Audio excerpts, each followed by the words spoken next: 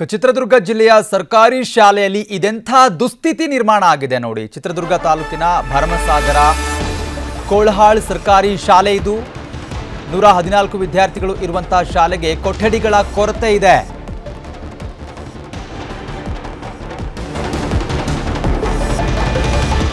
ಇನ್ನು ಶಿಥಿಲಗೊಂಡ ಕಟ್ಟಡ, ಮಳೆ ಬಂದರೆ ಸೋರುವಂತಹ ಮೇಲ್ಛಾವಣಿ, ಟಾಯ್ಲೆಟ್ ವ್ಯವಸ್ಥೆ ಇಲ್ಲ, ಬಯಲಲ್ಲೇ ಮೂತ್ರ ವಿಸರ್ಜನೆ ಮಾಡುವಂತಹ ಪರಿಸ್ಥಿತಿ ನಿರ್ಮಾಣ ಆಗಿದೆ. ಅಲ್ಲಿ ಓದ್ತಾ ಇರುವಂತಹ ವಿದ್ಯಾರ್ಥಿಗಳಿಗೆ ಒಂದೇ ಶೌಚಾಲಯದಲ್ಲಿ ವಿದ್ಯಾರ್ಥಿನಿಯರಿಗೆ ವ್ಯವಸ್ಥೆಯನ್ನ ಮಾಡಲಾಗಿದೆ. ಆಟದ ಮೈದಾನ ಕೂಡ ಇಲ್ಲ ಅನ್ನುವಂಥ ಮಾಹಿತಿ ಇದೆ. ಒಳ್ಳೆಯ ಕೊಠಡಿಗಳು ಇಲ್ಲ, ಬಯಲಲ್ಲೇ ಕೂತ್ಕೊಂಡು ಪಾಠ ಕೇಳುವಂಥ ಪರಿಸ್ಥಿತಿ ನಿರ್ಮಾಣ ಆಗಿದೆ. ಶಾಲಾ ಕಟ್ಟಡ, ಮೂಲಭೂತ ಸೌಲಭ್ಯ ಇಲ್ಲದೆ ಮಕ್ಕಳು ಅಲ್ಲಿ ನರಕವನ್ನು ಅನುಭವಿಸುವಂಥ ಪರಿಸ್ಥಿತಿ ನಿರ್ಮಾಣ ಆಗಿದೆ. ಮೂಲಭೂತ ಸೌಲಭ್ಯ ನೀಡದ ಶಿಕ್ಷಣ ಇಲಾಖೆ, ಸರ್ಕಾರಿ ಶಾಲೆ ನಿರ್ಲಕ್ಷಿಸಿದೆಯಾ ಶಿಕ್ಷಣ ಇಲಾಖೆ ಅನ್ನುವಂಥ ಮಾಹಿತಿಗಳು ಇಲ್ಲಿ ಸಿಗ್ತಾ ಇರುವಂಥದ್ದು, ಅನುಮಾನಗಳು ವ್ಯಕ್ತವಾಗ್ತಾ ಇರುವಂಥದ್ದು. ಸುಮ್ಮನೆ ಹೆಸರುಗಳದು ಸರ್ಕಾರಿ ಶಾಲೆ ಉಳಿಸಿ ಬೆಳೆಸಿ ಅಂತ, ಇಲ್ಲಿ ಉಳಿದದನ್ನೇ ಬೆಳೆಸೋಕ್ಕಾಗ್ತಾ ಇಲ್ಲ ಇವ್ರ ಕೈಯಿಂದ. ಇನ್ನೇನು ಮಾಡ್ತಿದ್ದಾರೋ ಶಿಕ್ಷಣ ಅಧಿಕಾರಿಗಳು ಅಲ್ಲಿ ನೋಡಿದ್ರೆ ಗೊತ್ತಾಗ್ತಾ ಇದೆ. ಬರೀ ಒಂದೇ ಒಂದು ಶೌಚಾಲಯ, ಇನ್ನು ಇರೋ ಒಂದು ಶಾಲೆ ಕೂಡ ನೆಟ್ಟಿಗಿಲ್ಲ, ಎಲ್ಲ ಬಿದ್ದೋಗೋ ಥರ ಆಗಿಬಿಟ್ಟಿದೆ. ಮಳೆ ಬಂದರೆ ಫುಲ್ ಸೋರೋಗುತ್ತಂತೆ. ಇದು ಹೈವೇ ಸಂದರ್ಭದಲ್ಲಿ, ಹೈವೇ ನಿರ್ಮಾಣ ಮಾಡುವಂಥ ಸಂದರ್ಭದಲ್ಲೂ ಕೂಡ ಶಾಲೆಯ ಜಾಗವನ್ನು ಕಬಳಿಸ್ಕೊಂಡಿದ್ದಾರೆ ಅನ್ನುವಂಥ ಮಾಹಿತಿ ಕೂಡ ಇದೆ.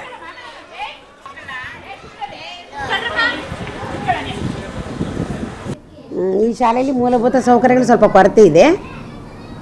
ಮುಖ್ಯವಾಗಿ ಅಂದರೆ ಶಾಲಾ ಕೊಠಡಿ ಇಲ್ಲ. ಈಗ 4 ವರ್ಷಗಳಿಂದ ರಾಷ್ಟ್ರೀಯ ಹೆದ್ದಾರಿ ಪ್ರಾಧಿಕಾರದಿಂದ ಒಂದು 23 ಲಕ್ಷ ದುಡ್ಡಾಗಿದೆ. ಬಿಲ್ಡಿಂಗನ್ನು ಕೆಡಬಿಟ್ಟಿದ್ದಾರೆ. ಆ ಅವಧಿಯಲ್ಲಿ ಇದ್ದಂಥ ಶಿಕ್ಷಕರು ಅವಕಾಶ ಕೊಟ್ಟಿದ್ದಾರೆ. ಬಿಲ್ಡಿಂಗು ಅದ್ರ ಬಗ್ಗೆ ಏನಷ್ಟು ಗಮನ ಹರಿಸಿಲ್ಲ ಅನಿಸುತ್ತೆ ನನಗನ್ಸಿದ ಮಟ್ಟಿಗೆ. ಬಟ್ ಈಗ 114 ಮಕ್ಕಳು 1 to 7th ಕಲಿತಿದ್ದಾರೆ. ನಮಗೆ ಮುಖ್ಯವಾಗಿ ಶಾಲಾ ಕೊಠಡಿಗಳು ಬೇಕು. ನೆಕ್ಸ್ಟ್ ಮಾಡಿಕೊಡ್ತೀವಿ, 2 ಬಿಲ್ಡಿಂಗ್ ಆದ ತಕ್ಷಣ ಅಂತ ಹೇಳಿದ್ದಾರೆ. MLC ಅವ್ರ ಕಡೆಯಿಂದ 2 ಬಿಲ್ಡಿಂಗ್ ಆಗ್ತಾ ಇದ್ದಾವೆ. ಈಗ ಸದ್ಯಕ್ಕೆ ಅಂದರೆ ಒಂದು ಕೊಠಡಿಯಲ್ಲಿ 2 ತರಗತಿಗಳನ್ನ ಹಾಕ್ಕೊಂಡ್ಬಿಟ್ಟು ನಾವು 5 ಜನ ಶಿಕ್ಷಕರು ಕರ್ತವ್ಯ ನಿರ್ವಹಿಸ್ತಾ ಇದ್ದೀವಿ. ಆದಷ್ಟು ಶೀಘ್ರವಾಗಿ ನಮಗೆ ಮೂಲಭೂತ ಸೌಕರ್ಯಗಳನ್ನು ಒದಗಿಸ್ಕೊಟ್ರೆ ಮುಖ್ಯವಾಗಿ. ಇದೇ ವಿಚಾರಕ್ಕೆ ಸಂಬಂಧಪಟ್ಟಂಗೆ ನಮ್ಮ ಜೊತೆ ಮಾತನಾಡೋದಕ್ಕೆ ಮಹೇಶ್ವರಪ್ಪ SDMC ಅಧ್ಯಕ್ಷರು ಫೋನ್ ಸಂಪರ್ಕದಲ್ಲಿ ಜಾಯಿನ್ ಆಗಿದ್ದಾರೆ. ಸರ್ ನಮಸ್ತೆ. ನಮಸ್ತೆ ಸರ್. ಸರ್, ನಿಮ್ಮ ಊರಿನ ಶಾಲೆ ನೋಡಿ ನಿಜವಾಗ್ಲೂ ಬೇಸರ ಅನಿಸ್ತಾ ಇದೆ. ಇರೋದು ಒಂದೇ ಶೌಚಾಲಯ, ಅಲ್ಲಿನ ಮಕ್ಕಳು ಹೆಂಗ್ ಓದಬೇಕು, ಹೆಂಗ್ ಊಟ ಮಾಡಬೇಕು, ಹೆಂಗ್ ಪಾಠ ಕೇಳಬೇಕು ಅಂತ. ಸರ್, ನಮ್ಮ ಶಾಲೆ ಈಗ NHIV ರೋಡ್ಗೆ ಹೋಗ್ಬಿಟ್ಟು 3 ಬಿಲ್ಡಿಂಗು ಶಿಥಿಲಗೊಂಡಿದ್ದಾವೆ ಸರ್, ಡಮಲೇಶ್ ಆಗಿದ್ದಾವೆ. ಇನ್ನು 2 ಬಿಲ್ಡಿಂಗು ಪೂರ ಅಪ್ಸೈಡ್ ಆಗಿ ಮೇಲ್ಛಾವಣಿ ಎಲ್ಲ RCC ಎಲ್ಲ ಸೋರ್ತಾ ಇತ್ತು ಸರ್. ಹಂಗಾಗಿ 2 ಬಿಲ್ಡಿಂಗ್ ಇರೋದು 7 ಸ್ಕೂಲ್ ನಡಿಬೇಕು. 1 ರಿಂದ 7 ತನಕ ಸ್ಕೂಲ್ ನಡಿಬೇಕು ಸರ್. ಆ ಸ್ಕೂಲಿಗೆ ಏನು ಸರ್, ಈಗ 2 ಬಿಲ್ಡಿಂಗ್ MLA ಗ್ಯಾರಂಟಿಯಿಂದ ಆಗಿದಾವ ಸರ್. 2 ಬಿಲ್ಡಿಂಗ್ ಕಟ್ತಾ ಇದ್ದಾರೆ ಆಲ್ರೆಡಿ. ಈಗ ಇದರಿಂದ NHIV ಅಮೌಂಟ್ DC ಅವರ ಅಕೌಂಟ್ ಅಲ್ಲಿ 23 ಲಕ್ಷ ಅಮೌಂಟ್ ಅಲ್ಲೇ ಐತೆ ಸರ್. NHIV ಅದನ್ನ ಈಗ ಇನ್ನ 2 ಬಿಲ್ಡಿಂಗ್ ಕಟ್ಟಬೇಕು ಅಂತ. ಅಲ್ಲ ರೀ, ಅಕೌಂಟ್ ಅಲ್ಲಿ ಇದ್ರೆ ಶಾಲೆ ಯಾವಾಗ ನಿರ್ಮಾಣ ಆಗ್ಬೇಕು ಅಂತ, ಇನ್ನು ಎಷ್ಟು ವರ್ಷ ಹಿಂಗೆ ಮಕ್ಕಳೆಲ್ಲ ಹಿಂಗೆ ನರಕದಲ್ಲಿ ಇರ್ಬೇಕು? ನರಕದಲ್ಲಿ ಅದೇ ಸರ್. ಮತ್ತೆ ಊರಿನ ಗ್ರಾಮಸ್ಥರಿಗೆಲ್ಲ ವಿಷಯ ಹೇಳಿದೀವಿ.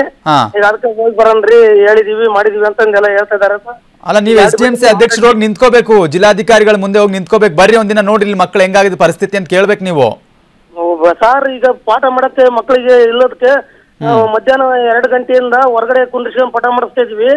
ಮೇಲತ್ತು ಹೋಗಿ ಊಟದ ಇದು ಇಲ್ಲ ಸರ್. ಹೊರಗಡೆನೆ ಊಟಕ್ಕೂ ಎಲ್ಲ ಚಾಪಿ ತರಿಸಿ ಹೊರಗಡೆನೆ ಊಟ ಮಾಡಿಸ್ತಾ ಇದೀವಿ ಸರ್. ಓಕೆ, ಥ್ಯಾಂಕ್ ಯು ಮಹೇಶ್ವರಪ್ಪನವರ ನ್ಯೂಸ್ 18 ಜೊತೆ ಮಾತನಾಡಿದ್ದಕ್ಕೆ. ಖಾಸಗಿ ಕಟ್ಟಡ ಕೂಡ ಇಲ್ಲ. ಚೆನ್ನಾಗಿಲ್ಲ ಸರ್ ನಮ್ಮ ಸ್ಕೂಲ್ ಪರಿಸ್ಥಿತಿ. ಇದೆಲ್ಲ ಬೀಳೋ ಥರ ಹೆದರ್ಕತ್ತೆ ಸರ್. ಇಲ್ಲಿ ಹಂಗೆ ಮಳೆ ಬಂದಾಗ ಹಂಗೆ ಬೀಳ್ತತೆ ಸರ್. ಹಂಗೆ ಇದು ಎಲ್ಲ ಚಿಪ್ಪುದಿರ್ತತೆ ಸರ್. ಅದಕ್ಕೆ ಸಹ ಅಲ್ಲಿ ನಲಿಕಲಿಗಿದ್ದಾರೆಲ್ಲ 3ವರೆಗೆ ಹೊರ ಕುಂದಿರ್ಸ್ತಾರೆ ಸರ್.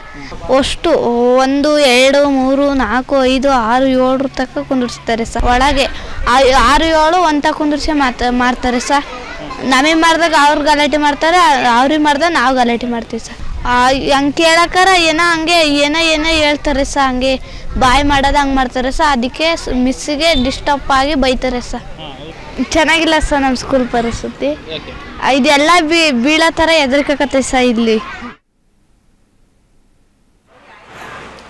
ಎಸ್, ಮಕ್ಕಳು ಕೂಡ ಬೇಸರ ವ್ಯಕ್ತಪಡಿಸ್ತಾ ಇದ್ರು. ಯಾಕಂದರೆ ಒಂದೇ ಒಂದು ಕೊಠಡಿಯಲ್ಲಿ ಎರಡೆರಡು ಕ್ಲಾಸ್ಗಳು ನಡೆಸ್ತಾರೆ. ಅಂದರೆ 7th to 6th ಹಂಗೆ ಎರಡೂ ತರಗತಿಯವ್ರನ್ನ ಒಂದೇ ಕಡೆ ಕೂಡಿಸ್ಬಿಟ್ಟು ಪಾಠ ಮಾಡ್ತಾರೆ. ಅವ್ರಿಗೆ ಪಾಠ ಮಾಡಬೇಕಾದ್ರೆ ನಾವು ಗಲಾಟೆ ಮಾಡ್ತಿರ್ತೀವಿ, ಇಲ್ಲ ನಮಗೆ ಪಾಠ ಆಗಬೇಕಂದ್ರೆ ಅಲ್ಲಿ ಗಲಾಟೆ ಆಗ್ತಿರುತ್ತೆ, ಡಿಸ್ಟರ್ಬ್ ಆಗ್ತಿರುತ್ತೆ ಅನ್ನುವಂತ ಹೇಳ್ತಿದ್ದಾರೆ. ಹಾಂ, ಎಸ್, ಇದೇ ವಿಚಾರಕ್ಕೆ ಸಂಬಂಧಪಟ್ಟಂಗೆ ಮಾತನಾಡೋದಕ್ಕೆ ನಮ್ಮ ಜೊತೆ ನಾಗಭೂಷಣ್ BO ಚಿತ್ರದುರ್ಗ ಇವರು ಫೋನ್ ಸಂಪರ್ಕದಲ್ಲಿ ಜಾಯ್ನ್ ಆಗಿದ್ದಾರೆ. ಸರ್ ನಮಸ್ತೆ. ಸರ್ ನಮಸ್ತೆ, ನನ್ನ ಧ್ವನಿ ಕೇಳಿಸ್ತಿದ್ಯಾ? ಕೇಳಿಸ್ತಿದೆ ಸರ್. ಇಲ್ಲಿ ಶಾಲೆ ಹದಗೆಟ್ಟೋಗಿದೆ, ಇದ್ರ ಬಗ್ಗೆ ಗಮನ ಹರಿಸಿದ್ದಾರೆ ಯಾರಾದ್ರೂ ಅಧಿಕಾರಿಗಳು? ಇಲ್ಲ, ಹರಿಸಿದೀವಿ, ನಾನು ವಿಸಿಟ್ ಮಾಡಿದೀವಿ. ಕೊಳಾಲ್ ಸರ್ಕಾರಿ ಶಾಲೆ ಏನಿಲ್ಲ 5 ರೂಮ್ ಇತ್ತು ಹಿಂದೆ. ನಮ್ಗೆ 2 ರೂಮು ಹೈವೇನಲ್ಲಿ ರಾಷ್ಟ್ರೀಯ ಹೆದ್ದಾರಿ 48ಕ್ಕೆ ಸಂಬಂಧಪಟ್ಟಂತೆ ಎಕ್ಸ್ಟೆನ್ಷನ್ ಆಗಿದೆ ಅದು. ಹಾಗಾಗಿ ಆ ರೂಮ್ಸ್ 2 ಡೆಮಾಲಿಶ್ ಹೈವೇ ಇಂದ ಆಗಿದೆ. ಬಟ್ ಪೂರಕವಾಗಿ ನಾವು 2 ಕೊಠಡಿಯನ್ನ ನಮ್ಗೆ ವಿವೇಕ ಯೋಜನೆಯಲ್ಲಿ ಕೊಟ್ಟಿದೀವಿ ನಾವು ನಮ್ಮ ಸರ್ಕಾರದಲ್ಲಿ. ಈಗ ಅದ್ರ ಕನ್ಸ್ಟ್ರಕ್ಷನ್ ಆಗ್ತಾ ಇದೆ. ಇನ್ನು ಉಳಿದಂತೆ ಅವರು ನಮ್ಗೆ 26 ಲಕ್ಷ ರೂಪಾಯಿ ಹಣವನ್ನ ನಮ್ಗೆ ಹೈವೇ ಅಥಾರಿಟಿಯಿಂದ ರಿಲೀಸ್ ಆಗ್ಬೇಕಾಗಿದೆ. ಈಗ ಅವರು ನಮ್ಮ ಅಗಲೀಕರಣಕ್ಕೆ ಪೂರಕವಾಗಿ ಪರಿಹಾರಧನ ಕೊಡಬೇಕಾಗಿದೆ. ಹಾಗಾಗಿ ಅದನ್ನ ನಾವೀಗ ಮೊನ್ನೆ ತಾನೇ ರಾಷ್ಟ್ರೀಯ ಹೆದ್ದಾರಿ ಪ್ರಾಧಿಕಾರದ ಸಂಬಂಧಪಟ್ಟ ಅಧಿಕಾರಿಗಳಿಗೆ ಈಗಾಗಲೇ ನಾವು ಪತ್ರ ಬರೆದು ಮುಖ್ಯನ ಡಿಸ್ಕಸ್ ಮಾಡಿದೀವಿ. ಓಕೆ, ಈಗ ಅವ್ರದ್ದು ಬರ್ತಿದ್ದಾಗ ಅವ್ರದ್ದು 2 ಕೊಠಡಿ ಈಗ ನಿರ್ಮಾಣ ಆಗುತ್ತೆ. ಈಗ ಸದ್ಯಕ್ಕೆ 2 ಕೊಠಡಿ ಈಗಾಗಲೇ ಚಾಲ್ತಿಯಲ್ಲಿದೆ, ಲಿಂಕ್ಲಿ ಲೆವೆಲ್ಗೆ ಬಂದಿದೆ. ಬಹುತೇಕ ಇನ್ನೊಂದು ತಿಂಗಳಲ್ಲಿ 2 ಕೊಠಡಿಗಳು ಮುಕ್ತಾಯ ಆಗುತ್ತೆ. ಅದ್ರ ನಂತರ ಇವು 2 ಕೊಠಡಿಗಳಿಗಾದ್ರೆ ಅಲ್ಲಿ ನಮ್ಗೆ ಪರಿಪೂರ್ಣವಾಗಿ ಅದಾಗುತ್ತೆ. ಜೊತೆಗೆ ಕಾಂಪೌಂಡ್ ಸಹ ರಾಷ್ಟ್ರೀಯ ಹೆದ್ದಾರಿ ಪ್ರಾಧಿಕಾರದ ಅನುದಾನದಲ್ಲಿ ಈಗ ನಮ್ಗೆ ಅನುದಾನ ಬರ್ತಿದ್ದಾಗಲೇ ಅದು ಕಂಪ್ಲೀಟ್ ಮಾಡ್ತೀವಿ ನಾವು.